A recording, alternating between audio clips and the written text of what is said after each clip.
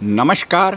मी शामराव मोकाशी, राजाराम बापू पाटील रिक्षा संघटना अध्यक्ष. आणि आत्ताचा जो आपला विषय आहे तो म्हणजे आपण कुठलंही वाहन खरेदी करताना, नवीन वाहन घेतो आणि ते खरेदी करताना सर्वजण बँकाकडून, पतपेढ्याकडून कर्ज घेऊनच ते वाहन घेतात. आणि आपण ज्या वेळेला वाहन घेतो त्यावेळेला कायद्याच्या तरतुदीनुसार, ज्याला आपण म्हणतो करारनामा म्हणू किंवा हायपोथिकेशन म्हणू, आपण त्याला HP म्हणू, ही तुमच्या RC बुकवरती नोंद असते आणि RTOमध्ये तशी नोंद केलेली असते की ह्यांच्याशी करार झालेला आहे.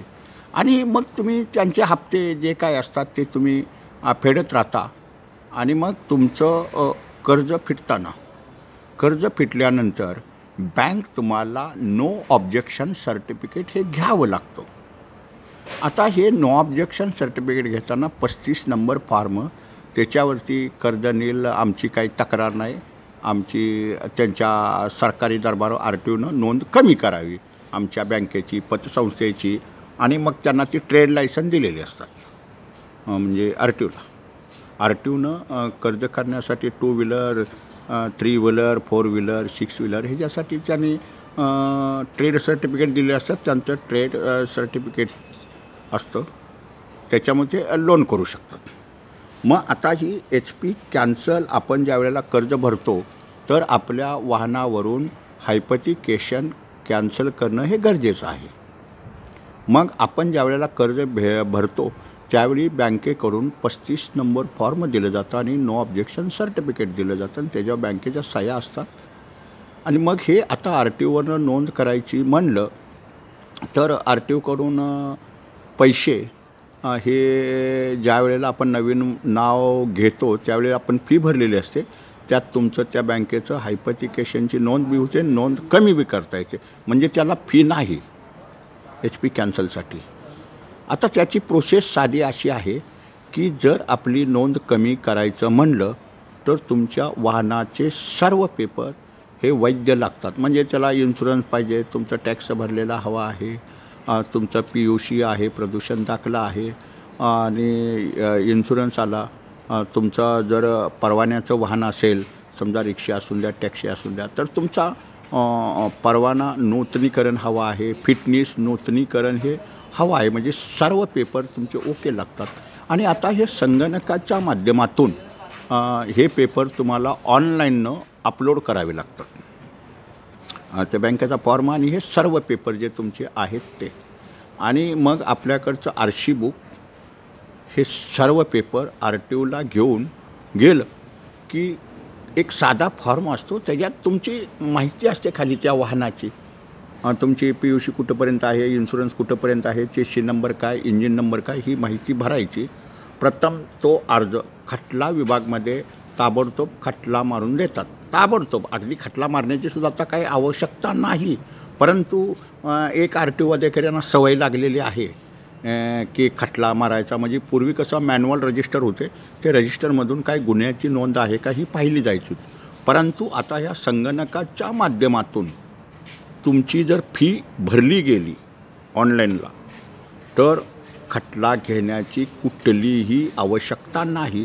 पण जर तुमची फी जर जात नसेल, तुम्ही समजा पेपर अपलोड केले आणि फी जर तुमची जात नसेल, ऑनलाईनला घेतली जात नाही, तर तुमची गाडीवरती खटला आहे हेच समजायचं आहे, किंवा तुमची गाडी ब्लॉक आहे हे तुम्ही समजायचं आहे. परंतु चला, RTOच्या म्हणण्याप्रमाणे तिथं खटला तुम्ही 2 मिनटात घेऊ शकता, त्याच्यासाठी काय पैसे वगैरे काहीसुद्धा लागत नाही. आणि हा एक साधा सोपा फॉर्म भरायचा, हे पेपर भरायचे सर्व, आणि तुमचं RC बुक आणि हे सर्व पेपर च्या छायांकित प्रती आणि ते बँकेचं ओरिजिनल लेटर हे तुम्ही घेऊन RTOला जायचं. कनिष्ठ कर्मचारी पेपर तपासेल, त्याची सिग्नेचर करेल, आणि वरिष्ठ कर्मचारी ही पेपर तपासेल, संगणकात पाहील, आणि तुम्हाला बँकेला आत्ताच्या ऑनलाईन प्रक्रियेमुळं कन्फर्मेशनसाठी एक मेल पाठवतात ताबडतोब. आता ते मेलमध्ये काय, त्याचा अर्थ काय आहे की बरीचशीच प्रकरणं अशी होत असतात की घोटाळा करणारीसुद्धा मंडळी इथे आहेत. मग काय बँकांची बनावट नकली लेटर हॅड वापरून आम्ही कर्ज भरलं आहे म्हणून असे प्रकारसुद्धा झालेले आहेत, होत असतात. म्हणून शासन दक्षता घेत असतं की तुम्ही जे लेटर तिथं जमा केलेलं आहे, अपलोड केलेलं आहे आणि त्यांच्याकडे जे पेपर आहेत ते बँकेला, त्या पतपेढीला, वित्तदात्याला मेल केली जाते की बाबा हे तुम्ही लेटर तुम्हीच दिलं आहे का, आम्हाला कन्फर्मेशन हवं आहे. मग त्या बँकेनं, पतपेढीनं ताबडतोब मेल करायचे आहे, हां आम्ही ह्याच डेटला ह्या वाहनासाठी आमच्या बँकेतनं हे पत्र दिलेलं आहे. आणि मग ते आलं की ताबडतोब तुमचं सहाय्यक परिवहन अधिकारी तो पेपर तपासतो आणि ॲप्रूव्हल देतो.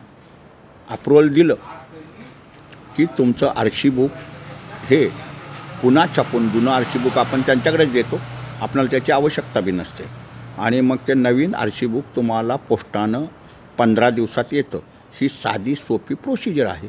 आता ह्याच्यासाठी तुम्ही म्हणतीला फी भरावी लागते का? हो, स्मार्ट कार्डची फी भरावी लागते. कारण पूर्वी जे तुम्हाला आरशी बुकवरती हायपथिकेशन करण्यासाठी आणि कमी करण्यासाठी हे 1500 रुपये घेतले जातात. ही शासनाची फी आहे, म्हणजे हे दोन्ही वेळेचे एका वेळेला घेतले जातात. परंतु ज्या वेळेला तुम्ही HP कमी करता, नोंद कमी करता, त्यावेळेला तुम्हाला स्मार्ट कार्ड फी आणि पोस्टेज फी ही घेतली जाते आणि ती तुम्हाला संगणकाच्या माध्यमातून तुमच्याच खात्यातून भरायची आहे. हे प्रत्येकानं ही प्रोसेस लक्षात ठेवा आणि प्रत्येकानं अशाच पद्धतीनं काम करा की बरीचशीच लोकं म्हणतात आम्हाला RTOला जायला वेळ नाही. अरे वेळ नाही म्हणून तर इथं मोठा भ्रष्टाचार होतो. ही साधी सोपी प्रक्रिया आहे. आणि आता ऑनलाईनच्या फंक्शनमुळं तुम्ही स्वतः भरू शकता, अपलोड पेपर करू शकता. अन्यथा तुम्ही कुणालाही तुम्ही जरी भरायला सांगितलं आणि त्याला सांगायचं बाबा तुला एक 30 रुपये घे किंवा 40 रुपये घे भरायचे, माझ्याच खात्यातनं मी फी भरणार आहे आणि हे मला पेपर संगणकावरून भरून दे, PDF बनवून दे. हे जरी तुम्ही केलं तर तुमचं हे काम सहजरित्या होऊ शकतं आणि स्वतःची कामं स्वतःच करा. म्हणजे कोणाला तुम्हाला ती HP कॅन्सल करण्यासाठी तुम्हाला 1000 रुपयेसुद्धा मागतात, पैसेच ते लागत नाहीत. आणि अधिकाऱ्याच्या समोर जाताना मग तुम्ही तुमचं आधार कार्ड, पॅन कार्ड, काय ड्रायव्हिंग लायसन, म्हणजे तुम्हाला जे हे आणि आधार कार्ड आणि पॅन कार्ड हे तुम्हाला प्रत्येकाला कंपल्सरी आहे. शिवाय आधार लिंक मोबाईल हा हवा आहे आणि तोच RTOमध्ये पाहिजे. ही तुम्ही PDF बनवताना तुम्हाला OTP येतो आणि त्या OTPद्वारेच व्हेरिफिकेशन होतं. ही एक साधी सोपी प्रक्रिया आहे. तर अशी ज्यांची कामं असतील त्यांनी स्वतःची कामं स्वतः करा.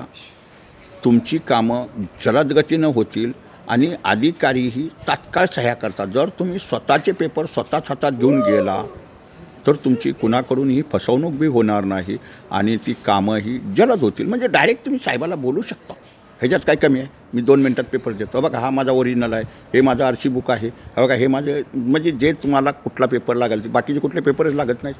तुमच्या वाहनाचे सर्व अपडेट पेपर, बँकेचा 35 नंबर फॉर्म, बँकेचं लेटर आणि RTOला जमा केल्यानंतर ते सगळे RTOवाले महाराष्ट्रातले मेल करतात आणि ती मेल तुम्हाला 24 तासात त्यांनी पाठवायची आहे रिटर्न बँकेनं की बाबा हां हे आम्ही ह्या तारखेला ह्यांना लेटर दिलेलं आहे, आमच्या बँकेनंच दिलेलं आहे, हे काय खोटं वगैरे नाही.